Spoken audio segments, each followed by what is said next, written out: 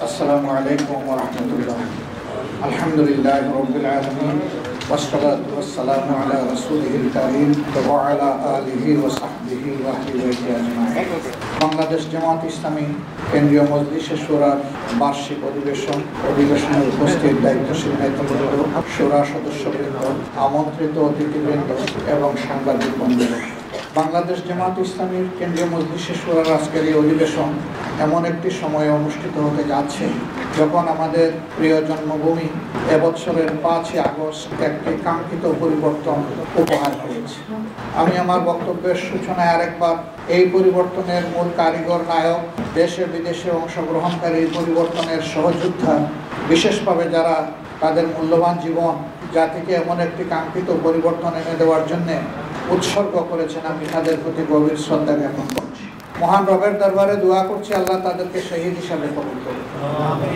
অসংখ্য সহকর্মী, ভাই বোন, দেশের নাগরিক, বিশেষ করে যুব সমাজের সদস্যবৃন্দা, তারা গুরুতর আঘাতপ্রাপ্ত হয়ে অনেকে পঙ্গু হয়ে পড়েছেন, অনেকে মেরুদণ্ড আঘাত পেয়ে হাসপাতালের বেডে অবশ হয়ে পড়ে আছেন, অনেকে চোখ হারিয়েছেন, হাত হারিয়েছেন, পা হারিয়েছেন।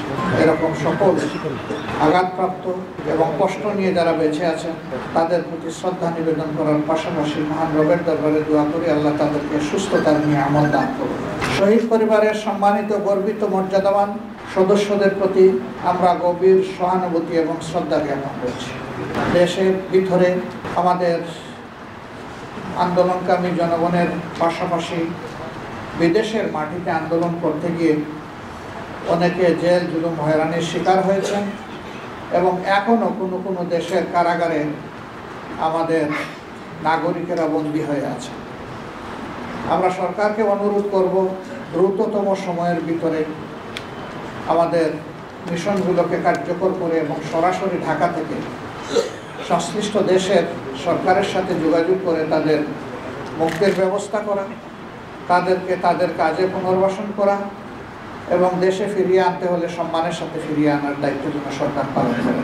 আমরা গভীর বেদনার সাথে লক্ষ্য করেছি গত 15.5 বৎসর টানা এই জাতির এক এক করে সব অধিকার হরণ করা হয়েছিল। বাঁচার অধিকার, ন্যায় বিচার পাওয়ার অধিকার, মত প্রকাশের অধিকার, কথা বলার অধিকার, সর্বোপরি তার নিজের মূল্যবান ভোটটি পছন্দের দল এবং প্রার্থীকে দেওয়ার অধিকার সবগুলোই কেড়ে নেওয়া হয়েছিল। অনেক প্রতিভাবান মানুষকে রাষ্ট্রের বিভিন্ন গুরুত্বপূর্ণ দায়িত্ব থেকে জোর করে অবসরে পাঠানো হয়েছে, কাউকে ওএসডি করে রাখা হয়েছে। এই সংখ্যা শত নয়, হাজারের বেশি ছিল। আবার আন্দোলনের পক্ষে থাকার কারণে বিরোধী দলের অসংখ্য নেতাকর্মীকে ঠান্ডা মাথায় খুন করা হয়েছে। 2006 সালের 28 অক্টোবর লগিবইটার তাণ্ডব দিয়ে সেই হত্যাকাণ্ড শুরু হয়েছিল, আর 2024 সালের 5 আগস্ট পর্যন্ত সেই হত্যা এবং ধ্বংসলীলা বাংলাদেশের জনগণ এবং বিশ্ববাসী প্রত্যক্ষ করেছে। এই সরকারের কাছে জনগণের জান, মাল, ইজ্জত, আবরু কোনো ধরনের কোনো মর্যাদা ছিল না, কোনো নিরাপত্তা ছিল না। এই সকল নিরাপত্তাই কেড়ে নেওয়া হয়েছে। আমরা শ্রদ্ধার সাথে স্মরণ করি বিডিআরের সদর দপ্তর পিলখানায় যে 57 জন কমিটেড চৌকস সেনা অফিসারকে হত্যা করা হয়েছিল। আল্লাহ তাদেরকেও শহীদের মর্যাদা দান করুন। এরপরে আঘাতটা দেওয়া হয়েছিল বাংলাদেশ জামাত ইসলামীর উপর। আমাদের 2 জন সাবেক আমিরে জামাত, জনাব অধ্যাপক গোলাম আজম রাহিমাহুল্লাহ, শহীদ মৌলানা মতিউর রহমান নিজামী সহ তাদের 11 জন সহকর্মীকে নির্মমভাবে বিচারের নামে প্রহসন করে হত্যা করা হয়েছে।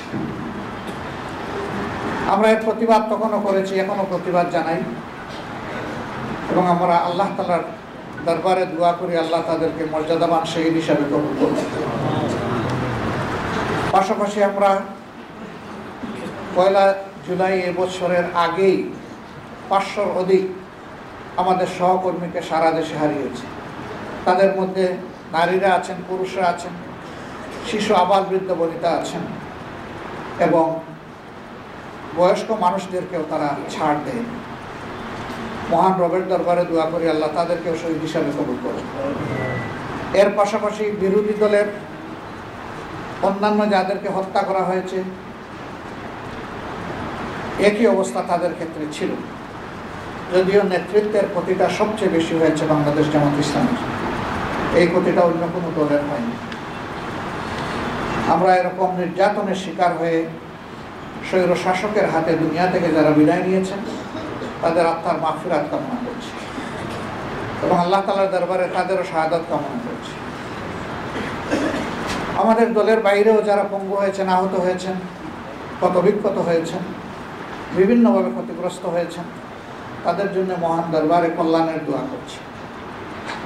অসংখ্য আলিম ওলামা যাদের উপরে আঘাত দেওয়া হয়েছিল মূলত 13 সালে 5ই মে শাপলা চত্বরকে কেন্দ্র করে একটা শান্তিপূর্ণ সমাবেশে রাতের অন্ধকারে কিভাবে ঝাঁপিয়ে পড়া হয়েছিল তার সাক্ষী এদেশের জনমানুষ এবং বিশ্ববাসী। কতজন মানুষকে সেদিন খুন করা হয়েছিল তার হদিস আজও পাওয়া যায়। কোথায় তাদেরকে নিয়ে গায়েব করা হয়েছে লাশগুলো তাদের পরিবার তা জানতে পারে। এরপরে আবার 21 সালে একই তাণ্ডব অসংখ্য আলিম উলামা হেফাজতের নেতৃবৃন্দের উপরে চালানো হয়েছিল। হাজার হাজার মামলা দিয়ে লক্ষ লক্ষ মানুষকে জেলে নেওয়া হয়েছে। কার্যত আমাদের বাড়িঘর জেলেই পরিণত হয়েছিল। জেলের ভিতরেও জেল, বাইরেও জেল, গোটা দেশটাই একটা কারাগারে পরিণত হয়েছিল। অনেক বিবেকবান নিরীহ মানুষ এই তাণ্ডবের কারণে তখন দেশ ছেড়ে ভিন্ন দেশে তারা ঠিকানা খুঁজতে বাধ্য হয়েছিলেন। অনেক প্রতিভাবান সাংবাদিক তাদের বিবেকের জায়গা থেকে রিপোর্ট করার কারণে দেশে তারা নিরাপদ থাকতে পারেননি বলে অনেককে দেশ ছেড়ে চলে যেতে হয়েছে। 13 সালে আমরা লক্ষ্য করেছি শাহবাগের কেন্দ্রস্থলে যে আসর বসানো হয়েছিল, দেশে চরম বিশৃঙ্খলা সৃষ্টি করা হয়েছিল। তখন দুইটা সরকার প্যারালাল চলছিল। একটা সরকার ছিল সংসদ কেন্দ্রিক, আরেকটা ছিল শাহবাগ কেন্দ্রিক। শাহবাগের সরকারই সংসদীয় সরকারের চাইতে ক্ষমতাবান হয়ে উঠেছিল।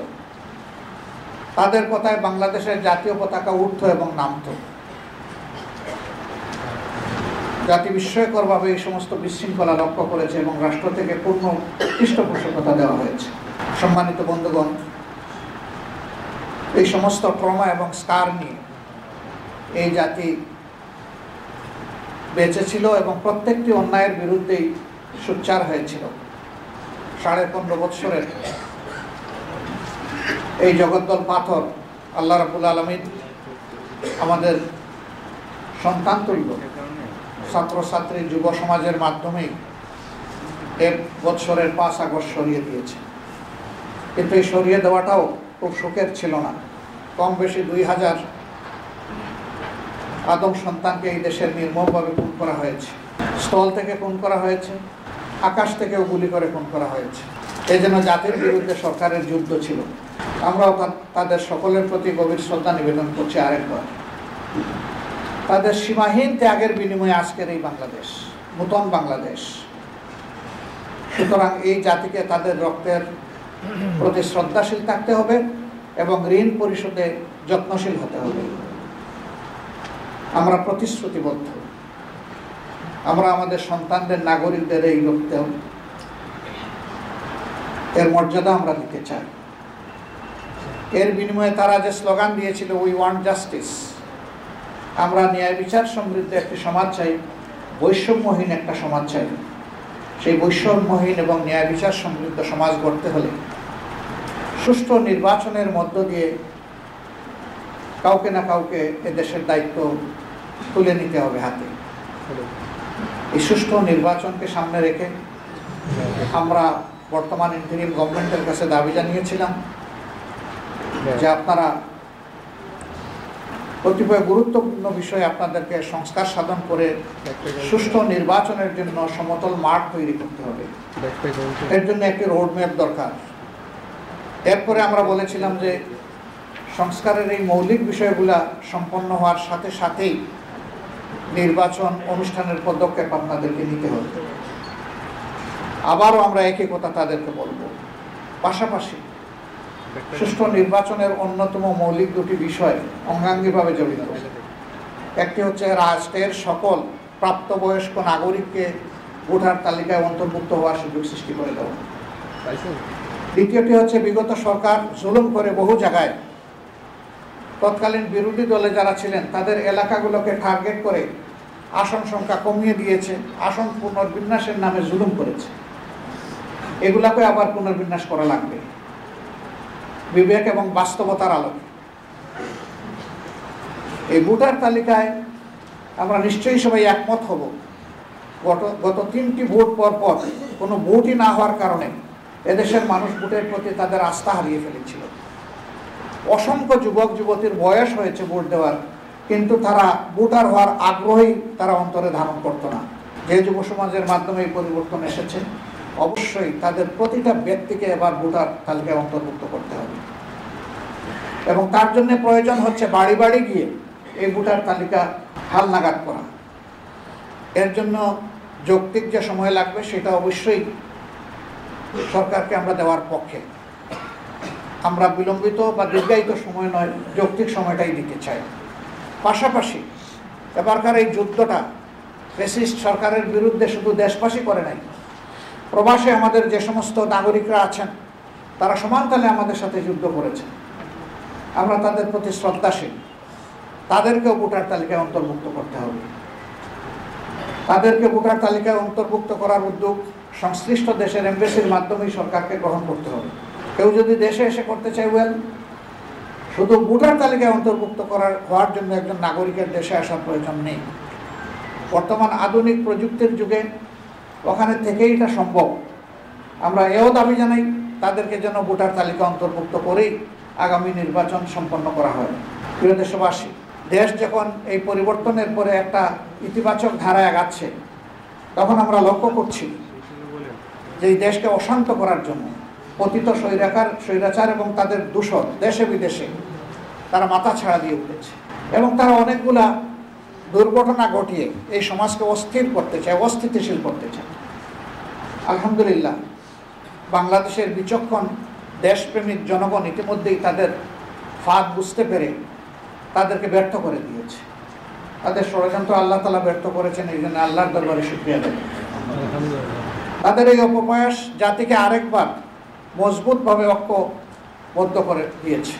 আমাদের প্রতিপক্ষ যদি এটা বুঝতে পারে যে এই দেশের মানুষ আর কারো কাছে অসহায়ভাবে আত্মসমর্পণ করবে না এবং কোনো চোখ রাঙ্গানিকে পরোয়া করবে না, তাহলে তাদের জন্য এবং আমাদের জন্য কল্যাণকর।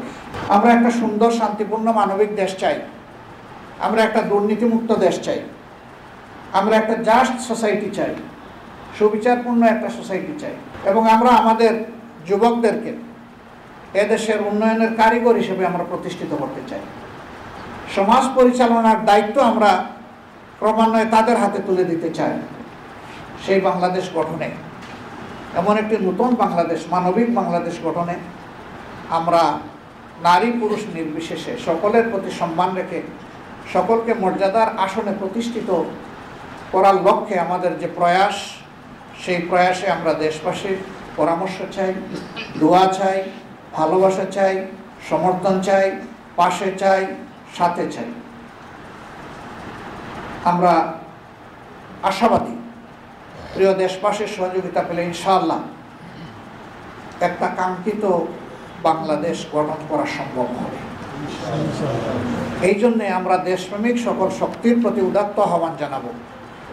জাতীয় স্বার্থের জায়গায় আমরা যেন কখনো বিভক্তিতে লিপ্ত না হই, বরঞ্চ আমরা যেন ঐক্যবদ্ধ থাকি। জাতি ঐক্যবদ্ধ থাকলে জাতির বিরুদ্ধে যারা ষড়যন্ত্র করবে তারা অবশ্যই ব্যর্থ হবে। আল্লাহ তাদেরকে ব্যর্থ করে দেবেন ইনশাআল্লাহ। তাই আরেকবার আমি জাতিকে জাতীয় স্বার্থে দল মত ধর্মের ঊর্ধ্বে উঠে ঐক্যবদ্ধ থাকার আহ্বান জানিয়ে আমার উদ্বোধনী কথা এখানেই শেষ করছি। আল্লাহ হাফিজ। বাংলাদেশ জিন্দাবাদ। বাংলাদেশ জামাত ইসলামী জিন্দাবাদ।